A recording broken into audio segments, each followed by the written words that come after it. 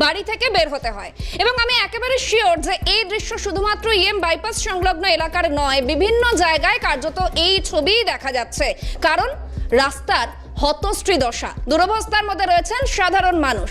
আর এবারে আমরা নজর রাখবো একটু নদিয়ার দিকে, নদিয়ার চাকদা, সেখানেও জল যন্ত্রণায় জেরবার সাধারণ মানুষ। দুর্ভোগ পোহাতে হচ্ছে সাধারণ মানুষকে। চাকদায় জল যন্ত্রণা, জলের তলায় বিস্তীর্ণ এলাকা এবং রীতিমতো এবারে প্রতিবাদে পথে নেমেছে বিজেপি। দেখুন ছবি দেখাচ্ছি, সাঁতার কাটছেন, রীতিমতো সাঁতার কাটার মতন পরিস্থিতি তৈরি হয়ে গিয়েছে।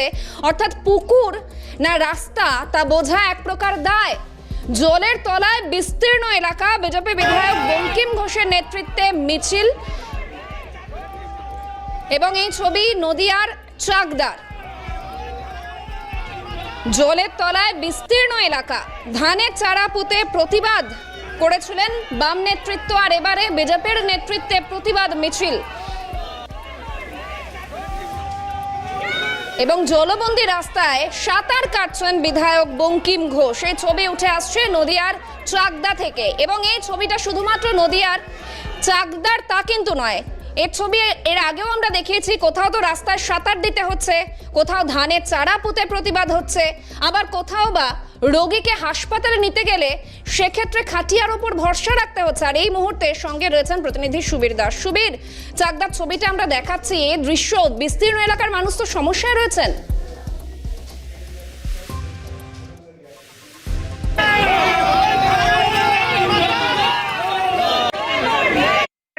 খুদে পড়ুয়া বলে উঠলো যখন আমরা ছবি তুলছিলাম। ঠিক এটা কি দীঘার সমুদ্র সৈকত? কেউ বলছে পুরীর সমুদ্র সৈকত, জল থই থই করছে।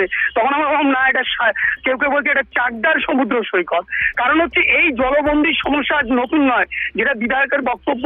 গত 4-5 বছর যাবৎ চাকদা স্টেশন থেকে বাস স্ট্যান্ড এবং বাস স্ট্যান্ড থেকে 12 নম্বর জাতীয় সড়ক পর্যন্ত যে চাকদা বনগা রাজ্য সড়কের এই 3-3.5 কিলোমিটার রাস্তা অল্প বর্ষণেই জল জমে যায় এবং বছরের অর্ধেক সময় এখানে জল জমে থাকে। জলবন্দিতে জল যন্ত্রণায় ভোগে এলাকার মানুষজন। এখানে রয়েছে বাস স্ট্যান্ড, যে বাস স্ট্যান্ডে এই রাজ্য সহ আশেপাশের রাজ্যের বাস এখান থেকে দূরপাল্লার বাস যাতায়াত করে। ফলে প্রত্যেকদিন লাখো লাখো মানুষ এখান থেকে যাতায়াত করে, এই জল পেরিয়ে তাদের যাতায়াত করতে হয়। পাশাপাশি চাকদা স্টেশনেও স্থানীয় মানুষজন বা আশেপাশের মানুষজন যখন যায় বা আসে, তারা এই জল পেরিয়ে যায়। এই জল যন্ত্রণা দীর্ঘদিনের। এই জল যন্ত্রণার প্রতিবাদে গতকালকে চাকদার এখানে বামেরা আন্দোলনে নেমেছিলেন। নৌকা নিয়ে, ধান গাছ লাগিয়ে, চাল ফেলে, রীতিমতো মাছ ছেড়ে তারা আন্দোলন দেখিয়েছিল। আজ একইভাবে আন্দোলনে নেমেছে বিজেপি। নেতৃত্বে ছিলেন বিজেপি বিধায়ক বঙ্কিম ঘোষ। তাকে দেখা গেল জলের মধ্যে রীতিমতো প্রথমে বসে পড়তে এবং দফায় দফায় 2-3 বার তিনি যেখানে বেশি জল সেখানে সাঁতার কাটতে শুরু করলেন। এবং দেখো, একটা ঘটনা না বললেই না, শুভেন্দু অধিকারী, রাজ্যের বিরোধী দলনেতা শুভেন্দু অধিকারীকে দেখে যেমন জয় বাংলা স্লোগান উঠেছিল, ঠিক আজকে যেন চাকদায় একইভাবে দেখা গেল। বিজেপি বিধায়ক যখন এই মিছিল নিয়ে যাচ্ছেন, এই মিছিলকে উদ্দেশ্য করে এক তৃণমূল কংগ্রেস কর্মী হাতে তৃণমূল কংগ্রেসের দলীয় পতাকা নিয়ে জয় বাংলা স্লোগান দিতে শুরু করে।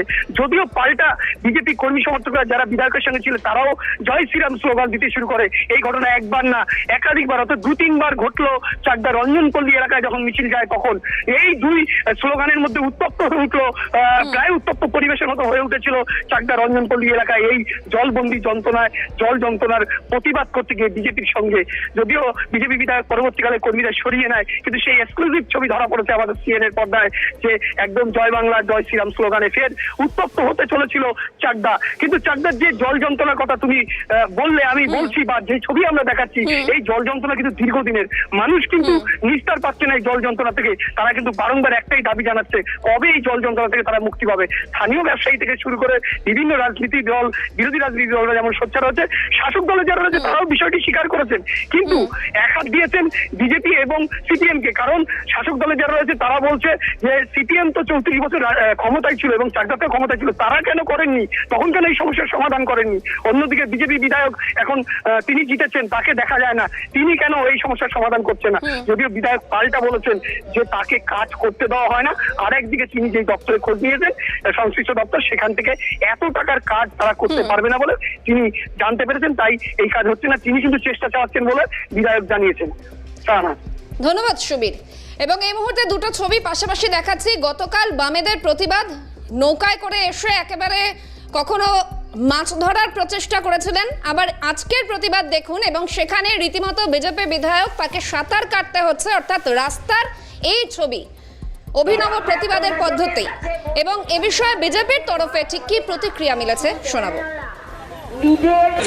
চাকদা চৌমাথা থেকে রথতলা পর্যন্ত চাকদা নগরবাসী সহ গোটা চাকদা বিধানসভা মানুষের একটা লাইফ লাইন। বর্ষার আগে আগে যখন বর্ষাটা শুরু হয় এবং টানা 6-7 মাস ধরে এখানে জল স্ট্যাগনেন্ট হয়ে যায়, রাস্তা খারাপ হওয়ার কারণে, রাস্তা নিচু হয়ে যাওয়ার কারণে, এই নিয়ে আমরা বারে বারে আন্দোলন করেছি। বিরোধী বিধায়ক হিসাবে আমি শাসক দলে যারা প্রশাসক আছেন বিভিন্ন স্তরে, বিশেষ করে আমাদের রাজ্যের পিডব্লিউডি মন্ত্রী পুলক রায়, তার সাথে আমি নিজে মৌখিক কথা বলেছি, তাকে আমি হার্ড কপি দিয়েছি এবং মেলে চিঠি পাঠিয়েছি অবিলম্বে এই রাস্তাটা মেরামত করা হোক। চিফ ইঞ্জিনিয়ারের কাছে যাই, উনি আমাকে এক্সিকিউটিভ ইঞ্জিনিয়ার দেখিয়ে দেয়, আমি সেখানে গিয়ে দেখি একটা ফাইল আমাদের এই রাস্তার জন্য পড়ে আছে।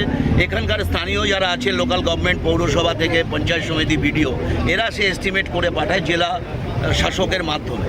কিন্তু সেখানে গিয়ে দেখলাম তিনি বললেন প্রায় 4 মাস ধরে ফাইলটা ওনার আলমারিতে পড়ে আছে। যে অবস্থায় ফাইল ছিল সেই আনুমানিক বন্দি হয়ে গেছে, আনুমানিক বন্দি হয়ে আছে, হ্যাঁ, ফাইলে ফিতে মারা অবস্থায় পড়ে আছে।